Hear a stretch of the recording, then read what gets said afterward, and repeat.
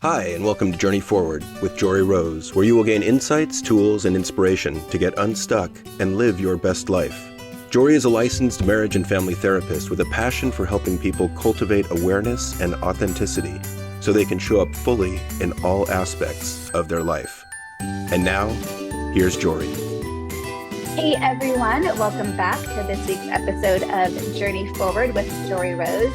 I'm so grateful that my guest today is here, and what a perfect day since we are recording actually on the Spring Equinox, so it feels in alignment already. I've got KJ Atlas here with me, who I recently met at a women's conference and had such a beautiful connection with. So KJ, thank you so much for being here. Please introduce yourself to our listeners and share what you feel has been your journey to get you where you are and why you're so passionate about doing what you do in the world. Thank you for that intro, Jory. I'm so happy to be here with you. I really connected with you when we met at a conference very recently. And today feels really kismet because, like you said, it is the equinox. And I'm KJ. I'm a professional astrologer. And usually that gets a lot of eyebrow raises because people don't understand what that means. And we're going to talk about it today. Yay! And how I even got into this really strange, awesome, totally weird job that is my life calling and passion. And I love sharing it with people because it is such a practical tool, which you would not think that it is a tool, a practical tool. I cannot wait to jump into all of this. Yeah, people think that it's really woo-woo, and it totally is. Like, in context of history, right? You know, read your horoscope. There's the lady with all the rings and the thing around her head. And she's like, let me read your future. And we love that. You know, that's camp and that's fun. But there's so many other ways that we can use the natural time of the seasons, which is what astrology is, to help optimize our life. And today is the equinox. It's the first day of the whole astrological zodiac. It's the astrological new year. So this is our real new year. This is like what January 1st is supposed to be. And it's what it's supposed to feel like. And that's why it's so hard to keep your New Year's resolutions, because it's not natural. Yeah. Do you ever get that urge to like spring clean this time of year? Yes. Now there's like this motivation. Yeah, because that's natural time. It's the natural new beginning, the reset button. And that's today. So we're here together. And I didn't plan that either. I think that just kind of happened. Yeah, no, it's beautiful. So we're going to delve into exactly what it means to understand what you and I were chatting about before we hit record, this blueprint for our lives. But how did you get here? Like, what was your journey that led you to this being your calling? And how did you follow the signs? Because sometimes we get messages, but we don't always follow them. So what was your journey to get here? You know, what's interesting? I hear a lot about the path of the spiritual awakening in my world and my industry, you could say. Usually it involves living, you know, a very cookie cutter life, like living for other people, doing what you're supposed to do. And then suddenly realizing like this is making me sick or making me depressed and I don't want to do this anymore. And you have sort of this like awakening about who you are and you leap to the other direction and you're finding yourself. And I feel like my story was really opposite to that. I was born knowing that I was just different and kind of weird and I was never going to have this like cookie cutter life. But I was like, why is this? And where do I fit? And how do I make this? How do I understand this? Because I grew up in rural North Carolina in a town of about 600 people. So that's a different context as well. You're like, how do I fit into this? I'm a flamboyant little child who loves musical theater and wears bright green eyeshadow when I go play dress up at my friend's house, you know, just funky. And I didn't realize until later that I have synesthesia, which is when your neurons, when you receive information and input, sort of cross wires. And so I was tasting colors and smelling memories. And that's how I learned to read. I was like recognizing patterns. And through pattern recognition, I felt like it made me so much more sensitive. and in tune to energy and other people and nature and myself. But being really sensitive as a kid in a small town is not easy or fun. Yeah. Yeah, I bet. It's tough. It's tough. And I think when you are sensitive, you kind of go backwards through that cycle of like, you callous yourself up to protect yourself. And then later on, you go through the journey of like coming back home to yourself and resensitizing. And most people, no matter if you started being different and then you went the other way and then you're trying to find yourself, or if you were always adhering to someone else's standards and then you want to find yourself, we're always trying to go back home. We're always trying to like go back to that root core and like find ourselves, but it's not out there. It's like really deep inside. And when I discovered astrology, I realized that it's almost like a code or an inner wiring that we already have. And we can strip down everything else and get to the root of it and find ourselves again. And it's somewhere deep inside. And it's a mirror to nature.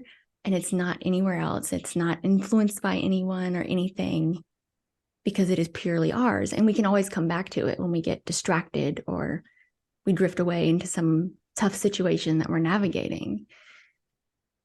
I love what you've said about we come back to ourselves and we can look for these external paths, but the inner guidance system is one that's always been available, but I don't think know how to access it as our real truth. Yes, I totally agree with you. And I think there's a visual for this because, like I said, my life is in pictures and patterns and colors, and visuals and Southern analogies help me take something that is very complex and systematic and weird and scientific all at the same time and turn it into something that is poetic and fun and useful in your day-to-day life. And the visual I'm getting for this is, you know, when you literally look up at the planets in a big city and you can see like one or two of them, but the pollution of modern day life, like the light, the sounds, everything else is so distracting that you can't really even see like what's above. And I think it's a really strong metaphor for how our lives in big cities and big westernized places really distract us from the nature of ourselves and nature and above nature. Yeah, I love that visual. Visuals, I think our lives now are so, I think we're so consumed with like, let me do this self-help course and let me read this book and maybe that will help me find myself. But the one thing that made so much of a difference was the first time that I had my birth chart read, which is so much more than just your zodiac sign that you might read for your horoscopes. It is a whole map of the sky at the moment that you were born. And I truly believe that we are mirrors to everything around us, and we're like an encapsulation of a moment in time. Everything is an encapsulation of a moment in time. Like your wedding day is a moment in time, and it has a chart that says like, this is what the energy of that moment felt like. And just because we can't see it, we can feel it. And we can feel it when we meet another person. We're like, whoa, they have really bright, powerful, bold, extroverted energy. We can feel that moment in time that they're originated from. And then you meet someone who's really shy and quiet and sweet. And that's also a moment of time in the span of the universe. And you're experiencing a little blip of the universe within that person. I think that's just so cool. And that's what's cool about being a human, is seeing that in other people and then finding it in ourselves and figuring out what's the characteristics of my special moment in time.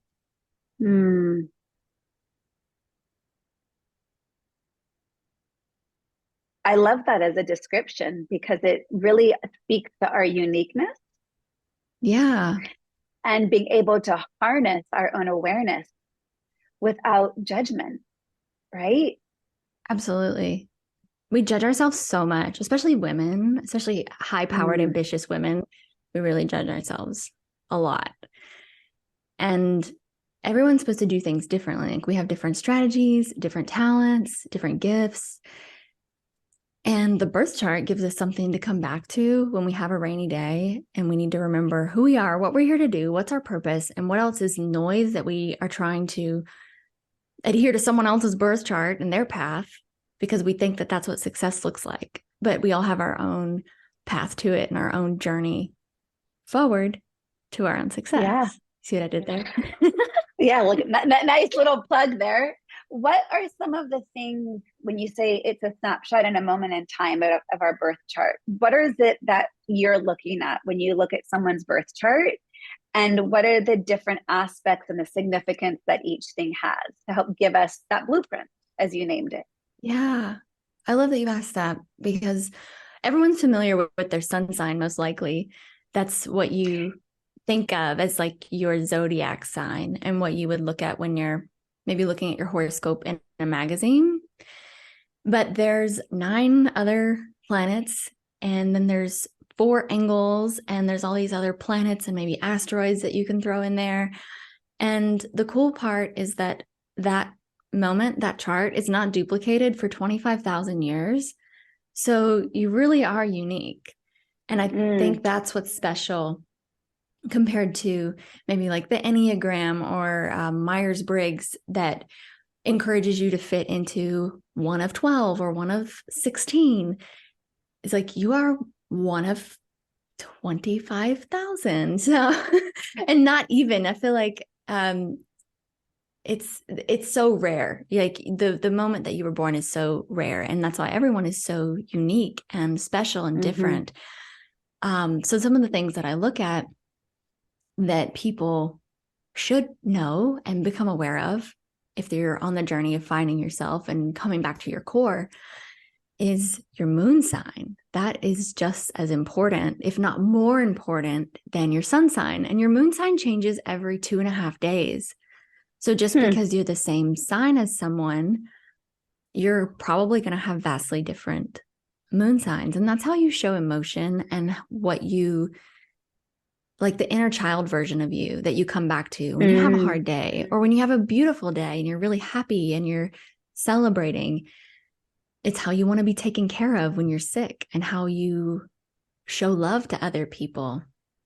But a lot of people don't get access to your moon sign because that's something that's sort of reserved for people who get into your inner world, unless you're someone who really wears that emotional side of you on your sleeve. Some people are totally fine crying in public. Some people would not be caught dead. That's probably a testament to their moon sign and how comfortable they are with showing emotion or how they choose to do it or the way that they process it. And none of them are bad. Everything is just different. Right. So if the moon sign represents that emotion and our inner version child of ourselves, what does the sun sign represent? Is that a more practical side of ourselves? Like, how would you juxtapose the different meanings? I think it's like your project.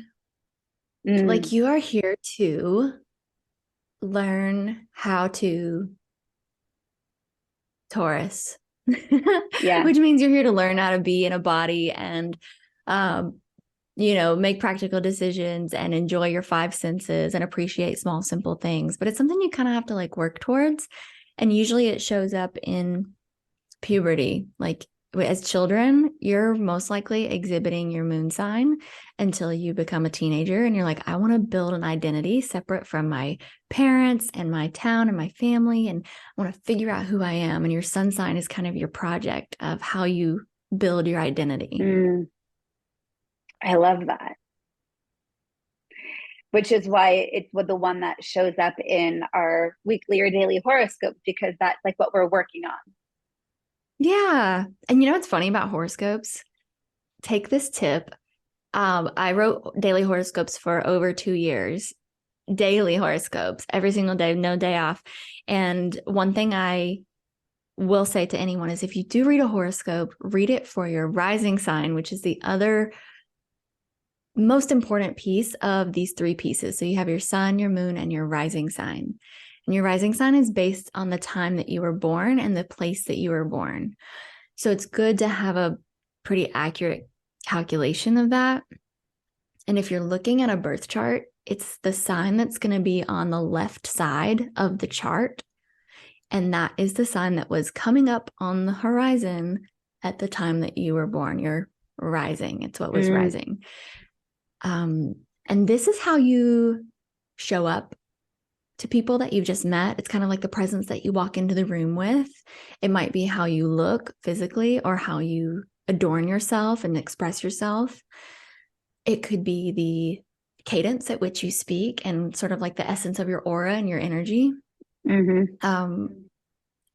A lot of people will usually guess people's rising signs when they're trying to guess their sun sign, because that's what you see when you don't really know someone that well. And that's what you should read your horoscope for, because it's also the timing tracker, you could say. Like, depending if you have someone in your life that has a similar rising sign to you, your life schedule throughout the year is going to be more similar than people of your same sun sign, because of the way that the planets, like the sun and other planets, move around the wheel. You're going to be going through the same stages at similar times, especially if you're around the same age. So this is so fascinating. I'll ask it this way. Why don't astrologers who are putting out daily horoscope say that little caveat? Is it because people don't know what their rising sign would be? Because it's not as simply totally based on your birth, like which date your birthday falls in. I think I feel kind of duped now. Like, I know, and that's why I'm kind of in a way there's no instruction. Anti-horoscope. Because it does reduce people to one of 12 options, and it's hard if you're a horoscope writing astrologer. It is so hard to delineate the day and make sense of it, and then write it in terms that make sense for a 20-year-old and a 65-year-old who's reading the same horoscope, because obviously you're going through very different life stages. So I'm kind of anti-horoscope. And the reason I think that astrologers don't say look up your rising sign is that you would really lose people. Because back when horoscopes were really popular, I don't know, 70s and 80s, when pop astrology really became a thing, we didn't have the internet to calculate rising signs, because calculating a rising sign is very technical to do it without the internet. So obviously, if you're sitting on your bed with your friend and you just got home from high school and you're flipping through the magazine, you're like, what day were you born? You're not going to calculate your rising sign. It's a lot easier to do it with your sun sign. But it's flawed. Yeah. So in the birth chart, and I was looking for it because when you and I met, you did a reading of my chart, and I thought I had it super handy where it was of what you had written up to me. So I was going to ask about it, but it wasn't exactly where I thought it was. So, but I'm curious, with all these other things, you said there are multiple things we can look at in a birth chart. What are other key things that give us that blueprint? So we've got that way we show up in the world. We've got the things that we're working on. We've got that inner child emotional being. What are some of the other ways that we gain more information about our design? Well, there's so many, but one of the most important ones, especially for women and femmes, are the Venus sign. What is your Venus sign? And Venus is all about how you attract things into your life and your personal value system, and what you appreciate and admire in other people and institutions and things, what you care about, and also the things that you find pleasure in. For example, it's really funny. I have Venus in Gemini, and Gemini is really curious and kind of childlike, and is the sign of the twins. So multiples, variety. And I love things that are almost like charcuterie board style, because I want to try a little bit of everything. If I go to a restaurant, I won't get one entree. I want the whole table to share a bunch of things so I can pick and just try things, because I value variety. You and I need to go out for dinner together. I'm the same way. I love that. Yeah. And I can't remember what yours was. I should pull it up really quick because I think I have it. I should pull up your your chart and see what it was.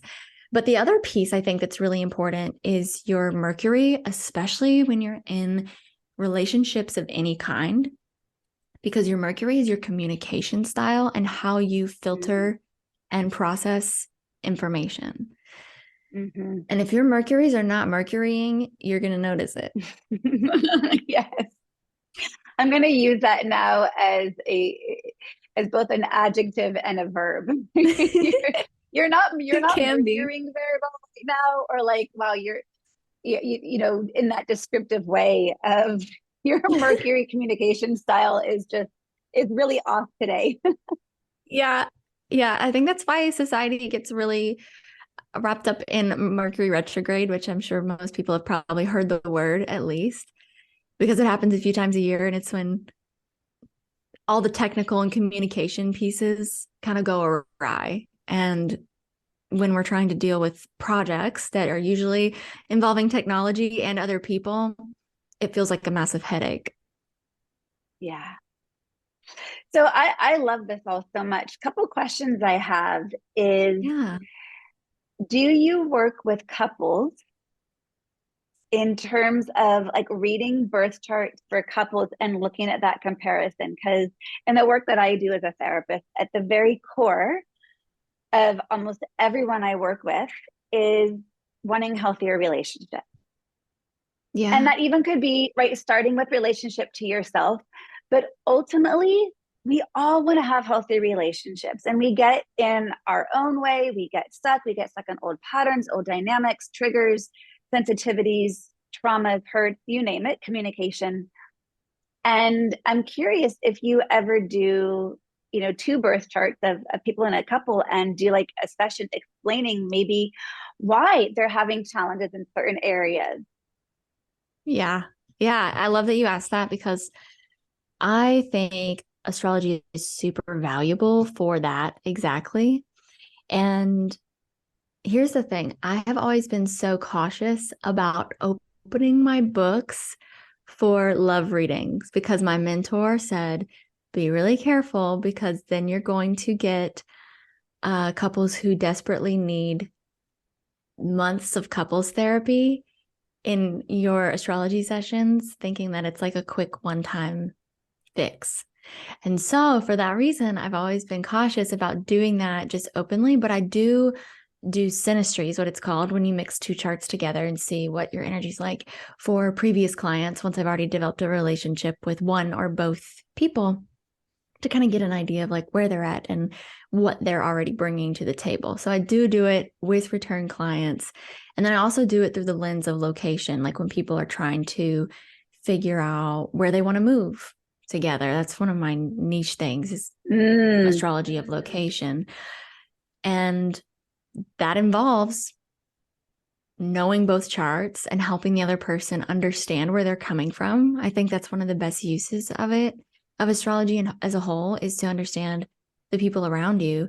And, you know, is it a them thing, or is it a you thing, or is it a thing that happens when you come together and your energy just kind of triggers each other in this way? And how can you sort of massage that and get past it through whatever remedy is the fix for it?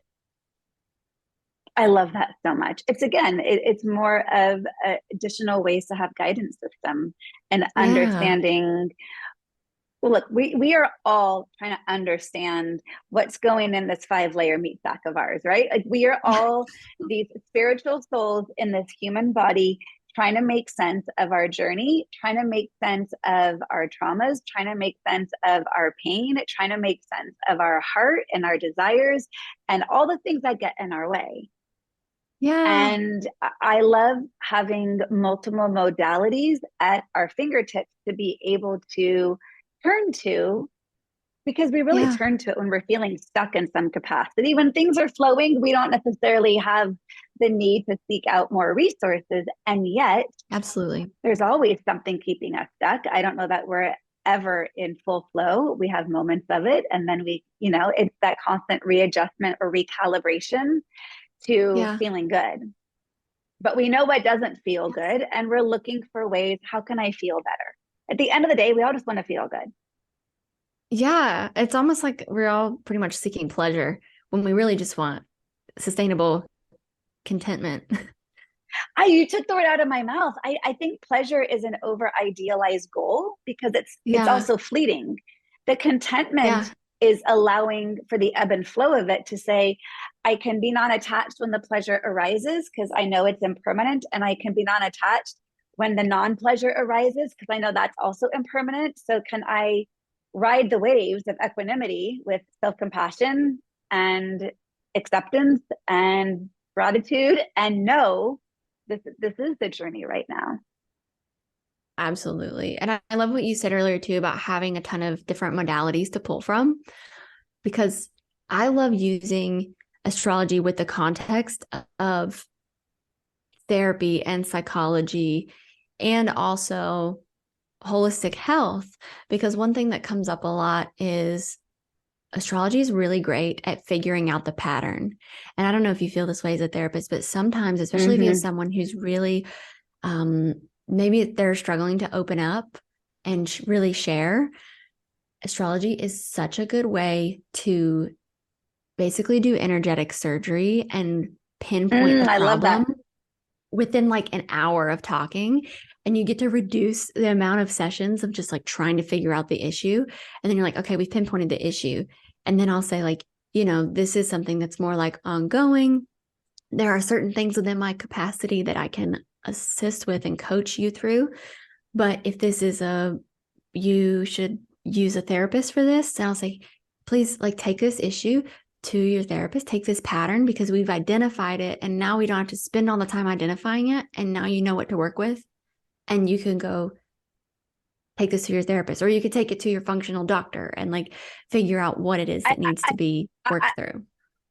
I think you and I need to partner up a lot more because it would save me a lot of time in helping couples identify those patterns, right? But I Yeah. mean, that's one of the things that I talk to couples about all the time is they get caught up on the details.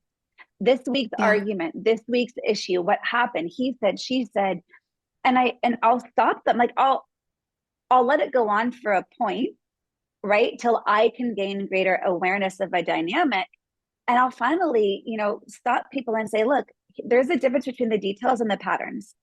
The details are going Yes. to change day to day. I'm really interested in what are the patterns? Because to your point, when we can understand our Yeah. patterns and where it's not aligning or where it's causing disconnection or distress or lack of effective communication, well, there's what we've got to work with. Yeah. So those Yeah. I love patterns that. are so key to understanding because the details, whether it was you left your sock on the floor, you didn't, put down the toilet seat, or you didn't pick up the dry cleaning, or you snapped at me because you had a bad day at work. Like those are just details. They're not unimportant, but they're not going to be the thing to fix the connection or to fix the contentment or to fix the alignment or the flow. Yeah, exactly. It is so, you could have a woman who has really strong like Cancer, Virgo placements where she's like ruling the roost. She has so much on her plate and she is selfless and serving everyone and taking care of everything and carrying the weight of the world on her shoulders. And then all it takes is that one thing. Her husband didn't take out the trash on time. And she flips and he's like, you're crazy. But there's this like buried resentment because this poor woman is carrying on so much of the weight of the world but she also doesn't want to, rock the boat and create this issue or feel like she's like momming him, the Cancer dynamic. Yep. That if you can just go in and be like, this is probably what you're feeling and this is probably what he's feeling. And now we need to figure out solutions to those patterns that keep coming up. I think it's such an excellent tool to pair with psychology. And I'm glad there's therapists I out there love that it. work the way that you do. Yeah, I love it. There's so many different modalities that I believe in. And I often will say it's just a different door into the same room. Yeah. Yeah. And the I room say the that we're same all thing. trying to, yeah, the room we're trying to get into is the room of self-love, the room of acceptance, the room of connection, the room of feeling good, right? Whatever it is, or resilient, like that, we're all trying to get in there. And there's not one Yeah. way in. It's not through therapy. It's not through mindfulness. It's not through astrology. It's not through any of it. Like, it's all of it. Pick a door. Yeah. Go through Yeah. all It's of like them. whatever language resonates for you at that time. You know, it's all same message, different language. What language helps you get from point A to point B? Yeah. Yeah. And I think we could all use a little bit of natural time. And that's my other favorite part about astrology, besides the psychological, like exploring yourself. It's the natural timing. Like all timing is divine, in my opinion. All timing is divine. And what I mean by that is there's little moments of opportunity, and there's little moments that are invitations to rest because they're not moments of opportunity. And when we acknowledge that, we don't even have to have like a calculator that says like, this is the astrology of the day. But if we're in tune and we notice like there's some friction going on today, must be something in the stars. I'm just going to kind of take a step back, and I'm going to move this meeting, and I'm going to have a long lunch break. And then tomorrow I'm going to be really, really productive again. And there's these like patterns of productivity that can make our lives so much easier and more optimal without trying to adhere to these like outdated 9 to 5, Monday through Friday, the new year starting in the middle of Capricorn season in the dead of winter when no one has motivation and he just got done with the holidays. Like, we're so out of sync with natural time, especially in the Western world. And oh yeah, I think now more than ever though, after the pandemic, we have so much, it's more malleable. Like, we can kind of set the stage now and be like, no, we're not going to go back to a rigid 9 to 5 or have that sort of expectation. Or for I'm not ourselves going if we're back running to a business. commuting, right? I'm not going back to commuting. I get to live with more agency now. Mm-hmm. So I want to ask one more thing. And even though I'm going to up the timing of our episode being released, so it's as close to the spring equinox as possible, can you talk a little bit about what that means and how people, and even though we'll have this episode aired only 1 week after the equinox occurred, it's still going to be within this season, right? Yeah. Can you speak to what the spring equinox really is and how people can harness the natural rhythm and the energy to the best of their advantage at this time of year? Because I love what you just named about how, January 1st is in the middle of darkness. There's no understandable we're not motivated. And I'm Jewish, and the Jewish New Year is in the fall in September, which always has felt like a very natural transition time back to school. It feels like end of summer, seasons beginning to change. And so I've always connected that feels like a new beginning, much more so than January. Like, January just feels an arbitrary date. And so this kind of juxtaposes yet another way in which we can look at new beginnings. So whatever inspires you to share around the equinox, I would love to hear more, and maybe how people can best harness this time of the year. Yeah. So when this comes out, it'll be 1 week after the equinox, which is still under what we can think of as like the sprouts period. Like, if there were pictures for this time of year, it's the first sprouts of spring. It's dawn. It's, a new baby. It's bright and it's hopeful, and there's light at the end of the tunnel. Like, we can see it, like we've arrived. And I think it is such a contrast to what we go through in the wintertime, where we're kind of like winding down and ending and wrapping up. And this is the clean slate. Everything feels really fresh this month, this week. And if there's something that you've been wanting to start, but you've already are in the energy of feeling behind because it's March instead of, the beginning of the year, as we think of it in Western terms, this is actually the perfect time for you to start something. Like, create a New Year's resolution now, or start a big project or plan for a launch now. And when you do so under the first 2 weeks before the full moon every month, you kind of have this building momentum energy that you can work with that helps you kind of blast off and start something bigger, like a big announcement or sharing something. Like, let's say you wrote a book, you want to share something like at the full moon when there's a ton of momentum. So when I'm planning launches and stuff in my business, I always work with setting goals and intentions at the new moon, which is March 21st, but we can still use it for the whole week after. We can still use that whole week as a time for setting goals and intentions, and, create a vision board if you want, journal about it. And then we have a week of building momentum after that, before the full moon. And then that full moon is the first week of April. That is going to be the first full moon of this zodiac year. And that's going to be on, I think it's April 5th. Yeah. So it's April 5th around 9:30 on the Pacific Coast PM.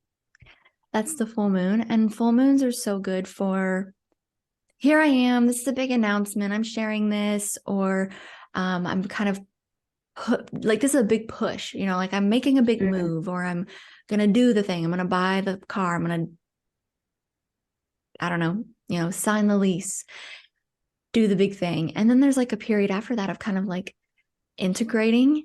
That's like a week. And then the week after is kind of like wrapping up and getting ready for the next goal setting cycle. And you don't have to look at this as, oh, I set a goal and I have to have this goal achieved in 2 weeks. I always use the 6-month lunar cycle. And this is something I talk about a lot, is when we set a goal at the new moon, plan for it to come to fruition 6 months later.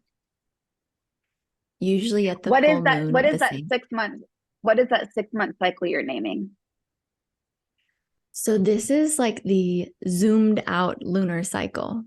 So get this, the new moon tomorrow, March 21st, is in Aries. And then Aries is the season we're in right now. And Aries is a sister sign or across the zodiac from Libra. So Aries and Libra are like on a polarity. They're like exact opposites, yin and yang. So then when we are in Libra season, which is the fall, we are going to have a full moon, and full moons are when the sun and the moon are opposite. So if the sun is in Libra, naturally the full moon is going to be when the moon is in Aries. So the full moon that corresponds with that new moon is 6 months later.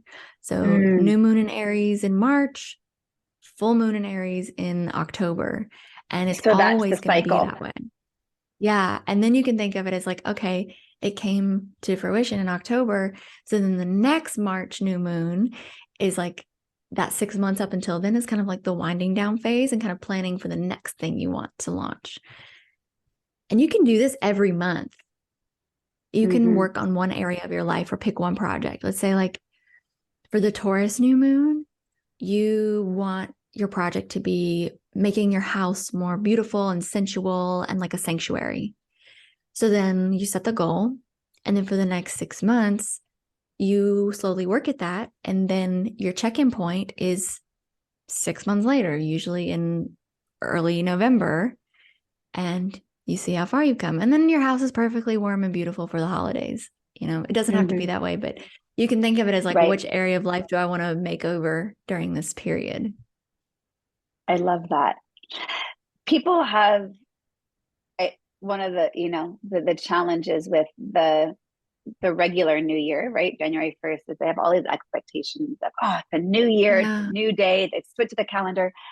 And I personally have been through it and have felt so many people feel that the start of this new year of 2023 just was not easy, that there was a lot of pain and hard lessons to be learned. Is that just what I'm seeing, or is there something that has been in the astrology that this has been a really hard season? Because there seems to be a lot of what I'm seeing in the accounts that I follow, like on Instagram, that with this spring equinox, like there feels like an ability for a collective exhale. Like, okay, finally, you guys, we got through that fucking shit. Thank God, right? Like, is that just like my personal experience that I'm projecting onto others? Or like, was there something actually going on that felt really hard? And is it now finally done? Hopefully. Because I'm you're ready. tapped in. And it totally was a thing. It was not just like a you thing. It was an everyone Oh, thing. thank God.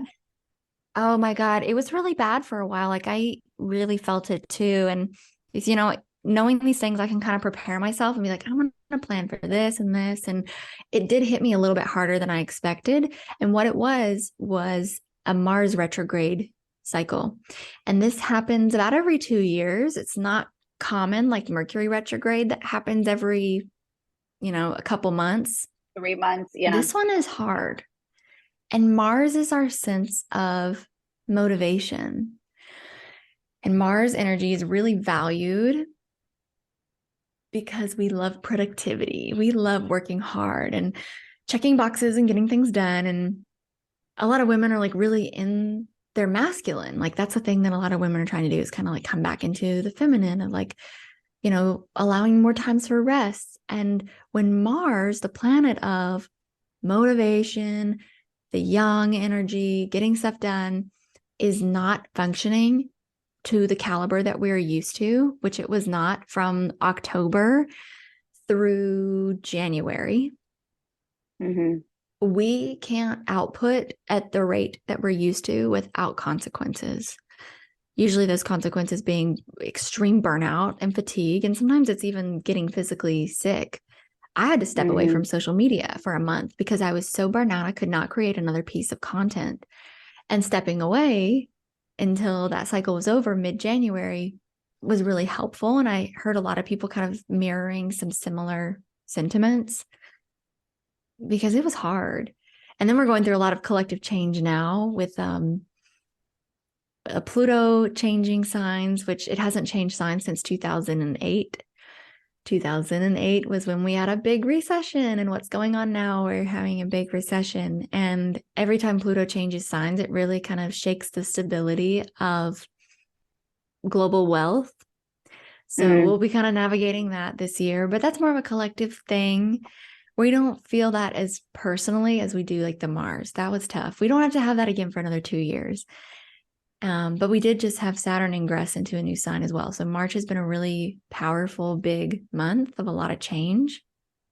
And our Saturn lesson has changed. You know, we had to learn how to work with new technology and distance and, you know, tearing down old constructs of corporate labor structures and rebuilding them in new ways where we have more community and work-life balance. And now our new project is something different. And I think it's going to be more about using your intuition in business, using your softness and your femininity and kindness as the bottom line for everything, you know, connecting people instead of creating distance, giving a lot more hugs.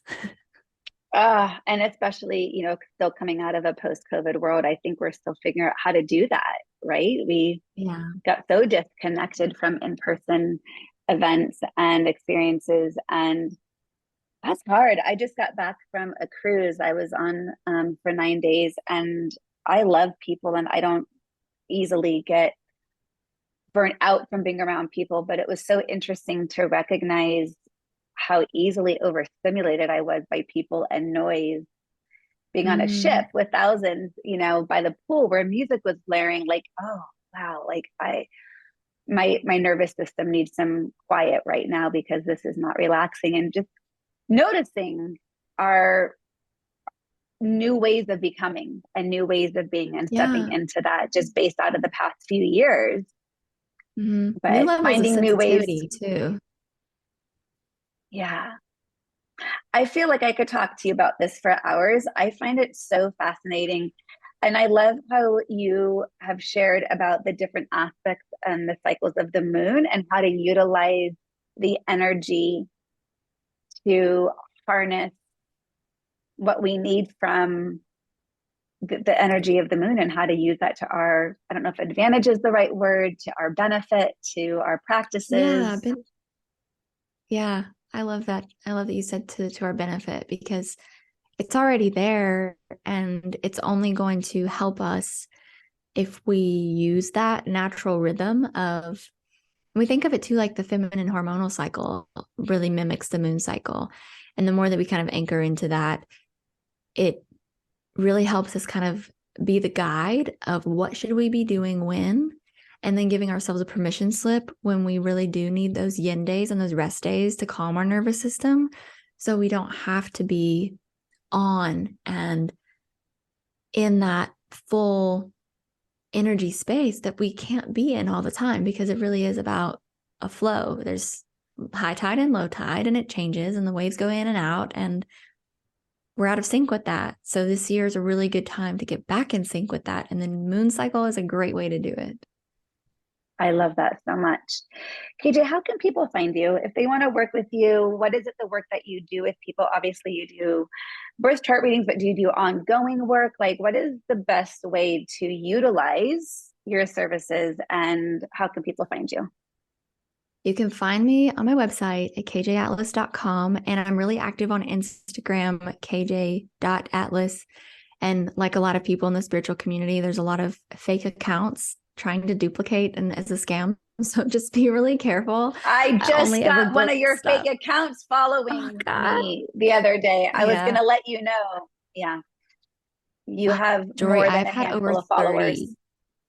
It is insanity. I've had over 30 of these fake accounts, like messaging people. So just be really careful. Don't send anyone money over PayPal. Professionals are probably not going to use that, or they're going to have a website where you can actually take payment. So just be careful.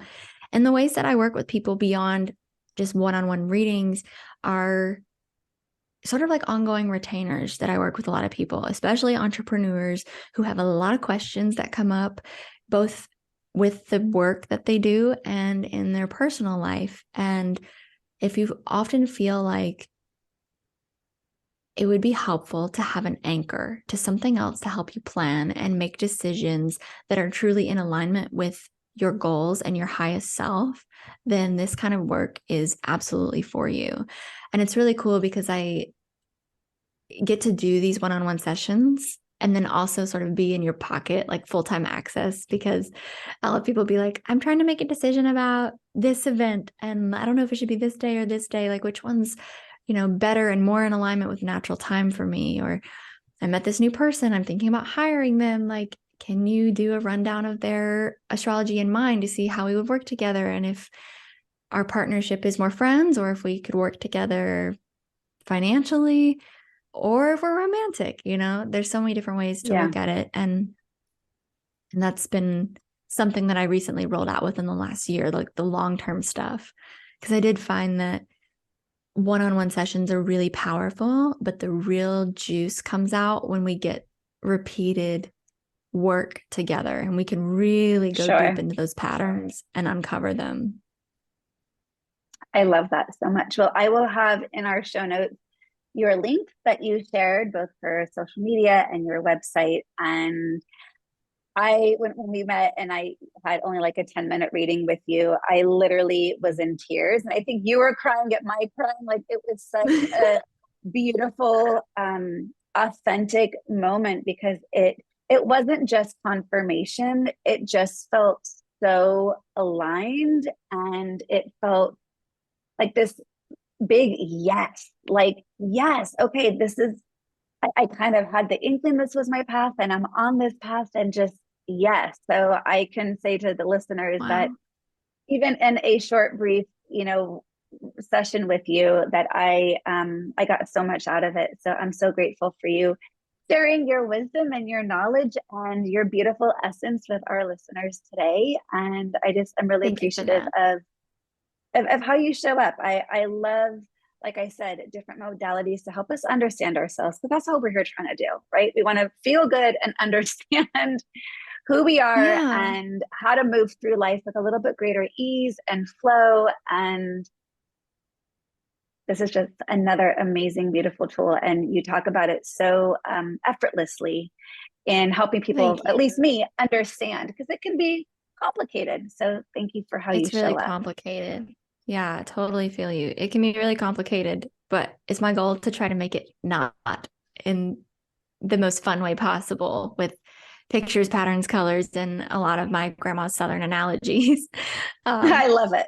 But thank you. Thank you for this. Like, I really do feel like we had a strong connection. And I don't always cry with people. I don't know. I think it was like your fairy energy. And I was just like, oh my God, we're so connected right now. And I just like, feel this moment of something that we uncovered, and it was powerful. And it really you don't need a lot of time sometimes. No, you just need to be able to drop in quickly. Yeah, absolutely. Yeah. Well, everyone who's listening, I hope that you got some inspiration to gain a little bit more insight about yourself and your own blueprint. And KJ's info will be in the show notes. So thanks everyone for tuning in. If this spoke to you, I would love a rating, a review, a share, because I just have an intention to spread the word. And so thanks all the listeners who are helping do that. And I hope that you all take care and be well. To continue your journey forward, find Jory Rose on Facebook and Instagram to become part of her growing community. You can also gain access to her meditations, books, online classes, or to sign up for an upcoming retreat, visit her at joryrose.com. That's JOREEROSE.com.